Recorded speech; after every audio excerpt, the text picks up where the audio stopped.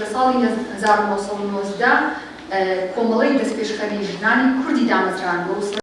جەنگی جیهانی دووهەمیشە، بەڵام هەتا ئێستا لە هەندێک لە وڵاتانی دینیکەین ئێمە داواکەین تر یاساکانمان یاسای مۆزوعی و وی بابەتی یەکسانیی خەباتی تێکۆشانی جەنگ دادگەکرێت. پێم خۆشە لە کاتی گفتوگۆکە قسە لەسەرەوە ڕاست چۆنە لەسەر ئەوە ئایا ئێوە دواتر بەشداری ژنان لە شانەدەریە لە هاوسەرۆکایەتیە و هەروەها لە پەرلەمانەکانە لە پەرلەمانی تورکیایە بەشداری زۆر باشیان هەبووە و ئێمەبینی وەکلەی لەزانەمان هەبووە کە 10 ساڵ زیندانی کراوە. بۆیە ئەتوانین بڵێین لەوێژم لە ئاستێکی باشی خۆڕێخستنایە و لە ئەنجومەن و کۆمینەکانی تایبەت بە پاراستنی زمانی دەرێک تەفکەری ئیکۆلۆژی بزنەوەی ئاشتیان دامەزران بە تایبەتی لەیکانی ئاشتی لە ساڵ 1990ەوە کە جەنگێکی تند لەوێ ئەبێت ئەمان پێشەنگایەتی ئەکان و ڕەخستێکی زۆر ئەکان و چەندین هەڵمەت بەڕێوە ئەبەن و ئێستاش ئەبینین کە ژنان لە پارەوە کە بەڵگەوازی ئاشتی لەلایەن بەڕێوەبووان جەران کراوە ژن ڕۆڵێکی پێشەنگایەتی زۆر باشیان هەبووە. لێرە من ئەگەر باز لە ئەو ڕێخستنە بکەم کە زیاتر لەناو کوردستان لەوێ هەیە لە باکووری کوردستان ئەتوانین بڵێین زیاتر بەسەر 5 کۆمسیۆنا دابش کراوە. کۆمسیۆنی تایبەت بە ئیسانی ڕەگەزیان هەیە کە ئیش لەسەر ئەواکەن لە دەستوورە مافەبنەڕەتیەکان جێگیر بکرێت. و هەروەها کۆمسیۆنی چاکسازی و ئاسایشمان هەیە کە بە تایبەت ئیش لەسەر ئەو یاسا و ڕۆژنامەکە کە ئاسایشی بۆ بە تایبەتی ئاسایشی ژن ئەپارێزێت. و کۆمسیۆنی تایبەت بە ڕۆژنامەوانیمان هەیە و لەوێ ژنان ڕۆڵێکی زۆر باشان لە دەستگا و میدیا و ڕۆژنامەوانیان گێڕاوە. و هەروەها کۆمسیۆنی تایبەت بە پەیوەندی و چاودێری و بەدواداشتنی پرۆسەی چارەسەری و خۆسەنگاندنی پرۆسەی ئاشتی و بەشداریکردن لە پرۆژەی ئاشتیانە. ئێمە ئەزانین کە زودنەوەی ڕزگاری خوازی کورد لە باکووری کوردستان کە دەستی پێکردەوە تا ئێستا هەمیشە زیندانەکان پڕبوو لە شۆڕژگێڕەکان و ژنانیش لە خۆپیشاندانەکانە و لە هەر چالاکیەکان کە بەشداریان کردەوە و زۆر مەترسی بوو بەتەواو و ئێستا ژنانێکی زۆر پانین کە لە زیندانان. من لێرە باسێکی لەو ژنانە ئەکەم کە ساکینە جانسسا یەکێکە لە دامەزرێنەرانی پارتی کرێکارانی کوردستان و تاماوەیەکی زۆریش تاقیژن ئەبێت لەو پارتەیە بە تایبەتی لە ئاسی سەرکردایەتیە لە ساڵی نەوەکانە کە زیندانی ئەکرێت بە بۆنی چالاکیەکانەوە دوای ئەشکەنجەیەکی زۆر زۆر قورس یەکێک لە بەکەکانی ئەبردرێتەوە بەڵام ئەو هەرگیز هیچ نهێنی نادەکەنێ و لەو کاتێک لە هاوڕێکانی ئەدرێت لە ناو سەرجەناوە و سزا ئەدرێن ئەم خۆی ئەیاتە بەر هاوڕێکانی بۆی هاوڕێکانی بپارێزەیە ئەو زیندانیانی دیکە بپارێزەکە لەلایەن تورکیاوە زیندانی کراون. دواتر کە ئەڕاتە فەڕەنسا بەداخەوە لە 2013 لە دکە دوو هاوڕێی دیکەیە لە فەڕەنسا کە وڵاتی شانازی بە شۆڕشی فەڕەنسیەوە کە لەوێ تیرۆرکرا. ئەمێنی نمونەیەکی دیکەی ژنانی پێشەمتان لە باکوور بۆ باس کەم ئەوی ژنێکی هەن ئاکەرسەدا کە لە 2019 هاتە باشووری کوردستان لە خەڵاتی ژنەلۆژی و هەروەها لە پرسی تایبەت بە ژن ژینگە و دامەزراندنی کتێبخانەی ئەرشیفی نەتەوەی ژنی کورد لەگەڵ ژنانی باشوورا ڕۆڵێکی زۆر باشیان گێڕا و ئەو کتێبخانەیان دامەزران و بەداخەوە کە لە گەڕەش مختیاری سلێمانی بە 11 فیشە تیرۆرکرا. دەوڵەتی تورکیا کە دووەمین دەسەڵاتە لە ناتۆیە بە هەموو ئەو هێزەی کە هەیەی و بە هەموو ئەو شەڕانگێزی کە لە ڕۆژهەڵاتی ناوەڕاست ئەیوێنێت بە 11 فیشە ژنێکی تیرۆر کرد. بەڕاستی ئەمە نیشانەی لاوازی و داڕمانی ئەو دەوڵەتەیە کە لە بەرامبەر ژنێکی شۆڕژگەری کوردە. ئەگەر باس لە ڕۆژئاوایی کوردستان بکەم لە تایبەتی 2019 شۆڕشی ژن لە ڕۆژئاوای کوردستان لەسەر بنەمای بنیادی نەتەوەی دیموکراتیک و سیستەمی خۆبەڕێوەبەری ژن لەوێ خۆی ڕێکخست و بنەماکانی خۆسەری و خۆبەڕێوەبەری پێشخست و بەرامبەر بە هێزی داعش لە سیاست و ڕاویاریە لە ئاشتیا ڕۆڵی زۆر باشی گەڕا و لە هەمان کاتە لە کاتی جەنگی داگیرکردنی ئەفرین پاراستنی کۆبانی هەموو ڕۆژئاوایی ئەتوانین بڵێن بوون بە داستانی سەردا و لەسەر ئاستی هەموو جیهان بوو بە سروش بەخەر و هەموو ئەو دەتەوەگەلانی کە بیریان لە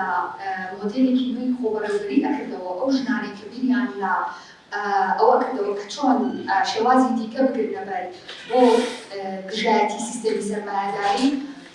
شۆڕشی لە ڕۆژاوا وەلایەتێکی باشی کرد. هەڵبەت لە بوارەکانی یاسادانان پەیمانی کۆمەڵایەتی لە ئاستێکی یەکسان و بەکاریکرددا بەشداریان کردووە و هەروەها لە گرێبەستی کۆمەڵایەتی خۆسەری دیموکراسیەوەی باکوور و ڕۆژهەڵاتی سووریا کە لە مانگی 2023دا بڵاو کرایەوە. ئەمێ ئاماژە بەم بەوەی کە کەزێ هۆنینەوەی داهاتووی ئەو مێژووەیە کە لە سەدەی ژن و ژینگەوە دەست پێەکە. لەم داستیان سێ دیدگای فکری وەکو کارل مارکس، فرێدریک ئەنگلس ئەوان وەکو مەکتەبێک لەسەر نایەکسانی ئەوەی کە گەشتەخان پرسیاری کرد کە لەکوێوە ئەم نایەکسانیە ئەبینن. فێمینیزمی لیبراڵە، فێمینیزمی لیبراڵیش وەکو مەکتەبێک لە مەکتەبەکانی فێمینیزم دەنگەکە چەند ئەو دەستوبەرەکەیەوە پێمان بێت. بەرحاڵیستم ئەوە بڵێم مەکتەبێکی تر کە من باس دەکەم دیدگای ئەوان و نایەکسانیەکان ئەوان لەکوێوە ئەیبینن ئەویش فێمینیزمی لیبراڵە دیارە لەناو هەموو مەکتەبەکانە ئەوە هەڵبژاردووە چکە بەربڵاو باسەکە من بەم جۆرە سنووداری کردووە. بابەتێکی تریش ئادەم سمت وەک تیۆریستی ئابووری چۆن ئەیبینێ نایەکسان چۆن بابەتی بازاڕ و بابەتی ئابووری باسەکە. من بۆیە ئەمانم هەڵبژاردووە خەیاڵی خۆم بۆ ئەم بابەتە ڕۆشتووە. هەر یەکێک لە دیدگاکان شیکاری جیاواز پێشکەش دەکەن و چارەسەری جیاوازیش پێشکەش دەکەن. ئەم مەکتەبانە هەر یەکێکیان بە جۆرێک دیدگان یان سەرچاوەی نایەکسانیەکان ئەبەنەوە بۆ جێگایە. بەشی یەکەم من باسی کارل مارکس و نایەکسانی ژن و پیاوەکەم. کارل مارکس لە بڵێن 1880 بۆ 1883 فەیلسوف و ئابووریناس تیۆریستی سیاسی بووە. لەگەڵ فرێدریک ئەنگلس تیۆری ڕەخنەی بۆ کاپیتاڵ و چین و دەسەڵات ئامادە کردووە. وەکو لایەنی کۆمەڵایەتی وەکو ژیانی کۆمەڵایەتی ئەوان زۆر باز لە ژیانی کۆمەڵایەتیەکەن ئەگەرچی لە چوارچێ وەکو بنچینەیەکی وەگرنگیدان و دابینکردن بۆ تێگەیشتن لە نایەکسانی لە بەرامبەر ژناندا. بۆیە من پێمان ڕەت بۆ ڕیشتەی نایەکسانیەکان سەطحی نییەوەی کە ئێمە بڵێن خەڵاتێکی زۆر هەیە بەڵام بۆچی ژن و پیاو نایەکسان. ئەمە تەنها بۆ شوێنێک جۆگرافیایەکی دیاریکراوە نییە لەسەر ئاستی شوێنێکی دیاریکراوە بڵێن بەس ئەڵمانیا یان فەڕەنسا یان بەریتانیایە. ئەم فەلسەفەیە لەسەر ئاستی جیهان هەتا ئێستا لە مەکتەبەکانە ئەنی لە زانکۆکانە ئەخوێنرێت وەکو فەلسەفەیە کە بێجگەلەوەی کە تیۆرێکە بێجگەلەوەی کە فەلسەفەیە چەند ڕەنگدانەوەی هەیە لە ژیانی کۆمەڵایەتیە. یا هەتا ئەگەر بیرمان بێت کاتی ئەوەی کە پێیان ئەوت ئەزمەی ئابووری دیسان ئەگەڕانەوە بۆ کتێبەکانی کارل مارکس بۆ ئەوەی کە بتوانن چۆن لەکوێوە چارەسەری مەسەلەی ئابووری بکەن. ئەمە بەجیارەوەی کە مارکسیەکان مەسەلەن کۆمونیستەکان و سۆسیالیستەکان کە زۆر بە شێوەیەکی زۆر بەرفراوان شیکاری بۆ کراوە بەڵام جاریوە ڕاستەکانیش کاپیتالیزمی یان سەرمایه‌داریش خۆی ئەگەڕێتەوە بۆ ئەو سەرچاوانە. دەپێ مارکس و ئەنگلس نایەکسانی نێوان ژن و پیا سروشتی نییە. کاتێک ئێمە لەدایکە بین بە نایەکسانی لەدایک نابین. کاتە ئەمەیە کە لەو تیۆرە گرنگانەی کە ئێمە بۆ سروشتی ناگەڕێنینەوە کە ئێمە نایەکسانی لەبەرەوەی ژنێک و پیاوێک ئەم جەستەی بەهێزە ئەو جەستەی بڵێن بەهێزە و بێهێزانەکە لە بینی گەرە مەسەری بکەین لە بینی دوو پیاوێکە ئەو جیاوازەیە. پیاوە هەیە لە پیاوێکی تر بەهێزە بۆیە بۆ ئەوان سروشتی جیاوازیەک نابین لە سروشتا کە ئێمە لەدایکە بین ئەیگەڕێنەوە بۆ ئەو سەرەتای ئینسان کە لەدایکە بین ئێمە لەدایکبوونمان یەکسانە. دوایی یانە سەرەوەی لەناو کۆمەلگایە چۆن نایەکسانەکە دروست دەبێ و ڕەبتیەکەنەوە بە مەسەلەی ئابووریەوە. پێش دەرکەوتنی خاوەندارێتی تایبەت و کۆمەلگای چینایەتی زۆرێک لە کۆمەلگاکان هاوبەش بوون کاتە ئێمە ئەگەر ئێستا دقەتی بین لە سیستمێکی کاپیتالیستی زۆر بەهێزە ئەژین خۆشمان هەمومان نەزانین هەتا تەراکومی سیستمی سەرمایه‌داری ئەبینین یەکێک لەوانە دوورگەی پستن کە ئێمە بە تەراکومی سیستمی سەرمایه‌داری ئەبینین کە سەرمایه‌داری دەوێت هەموو شتەکان دەتوانێت بکات ژنانی ژەکا بەکاڵە لە کاتێکە لە زۆر شوێنە باسی یەکسانیەکە لیبراڵەکان باسی یەکسانی ژن و پیاوەکەن مەکتەبەکانی تر باسی یەکسانی ژن و پیاوەکەن ڕاستەکان زۆر ئیدعا بۆ ئەوە ئەکەن ژن دەنگ باوە و بکاوە بکا بەڵام دوورگەی ئەپستن کە چەند مانگ لەمەوە پێش ئێمە هەموو نیگەران کرد لەسەر ئاستی جیهان بە تەراکمی سیستمی سەرمایه‌داریدا ئەنجێت بۆیە کەواتە ئەم سیستمە لە ناوەخەنی خۆیدا کێشەی هەیە ناتوانێت یەکسان بێت ناتوانێت کچێکی منداڵ بازرگانی پێوە نەکات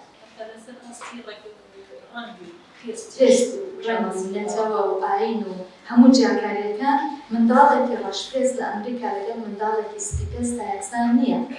پرسەکەی ئێمە تەنها لەسەر پرسی ژنانێ بەڵام ئەمڕۆ ئێمە گرنگیەکەین ئێمە بە پرسی ژنان بەڵام ئێمە گەربین باز لە چەند یەکسانیە تیۆری یەکسانی بکەین زۆر فراوانترە لەوەی کە ئێمە بتوانین لە پانێلێکی لێرەیە بتوانین بە تەواوەتی باسی بکەین. مۆزوعی خاوەندارێتی و میرات یەکێکە لەو هۆکارانەی کە ژن دەستەمەوە کات ژن ئەهێنرێتە ماڵەوە لە سیستمی ماتریارکی بڵێن ئەکسی پاتریارکیان بڵێن دایک سالاری باوەک سالاری پاتریارکی و ماتریارکی لە سیستمی ماتریارکیە ژن دەسەڵاتی هەبووە کە ئەوەش مێژوویەکەوە مێژووی مرۆڤایەتی ئەوە پشتڕاست دەکاتەوە لە سیستمی پیاو سالاریشە پیاوان باڵا دەسێت کاتەمە هەر پلاسان ئەوەی کە ئێمە ئەڵێن ژیانێکی یەکسان لە دایک سالاریش و باوەک سالاریشە پێڵێن سیستمێکی نایەکسان ماتریارکیەکە بە شێوەیەک بۆ کە ژن دەسەڵاتیەوە بەڵام کە ژن دەسەڵاتی لێدەسەنجێتەوە هۆکارەکەی چییە بۆ جێگیرکردنی ڕاچەڵەکە ئەو ئیشەی کە لەگەڵ دکتۆرەکەشە و دکتۆرە ڕازا و ئەو بەڕێزانێت لە لای من ناوی دایک من زۆر بەوردی ئەمە ئیشمان لەسەری کرد کە لەم سەردەمەی ئێستاشەوە دایک خاوەنی ڕاچەڵەک نییە ئەمان باز لەپێیەکەن ڕاچەڵەک ئەو لە کتێبی پنچینەی خێزاندا باز لە مەسەلەی ڕاچەڵەک یەکێک لە هۆکارەکان دەستەمۆکردنی ژن ئەوەیە ڕاچەڵەک دیاری ناکات کەواتە ئێمە ئەو یەکێکدا لەوەی کە ئەڵێن نایەکسانی لە بینی ژن و پیاوە دروستە بێن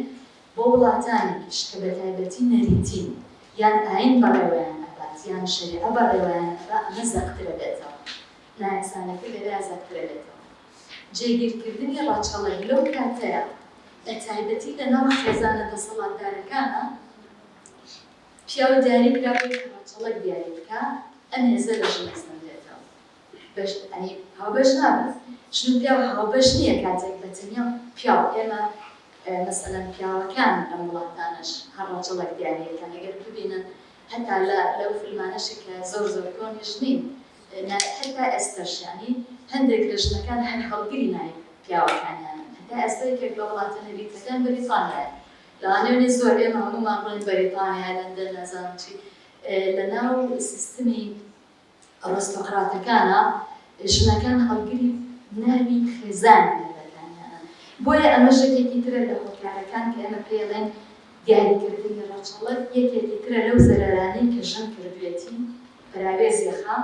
وردە پەراوێزی خستووە بە تایبەتی لەو شاکارەی ئەنگلسا زۆر بەجوانی باز لەوە دەکات کە ڕاچەڵەک دیاریەکە ژن وابەستەی ماڵەوەکە. سەرەتا بەخێر بن ڕێکخراوی سەربەخۆی ژنان و ڕێکخراوی ئازادبوون پێکەوە مانگیان پانێڵیان ساز کرد بە بۆنەی نزیکبوونەوەی 8 مارس و خات و هەڵوێست ڕێکخراوی ئازاد بوون و بەهار مونزەر ئەندامی دەستەی بۆردی ڕێکخراوی سەربەخۆی ژنان بەبوونەی تۆڕی 8 مارسەوە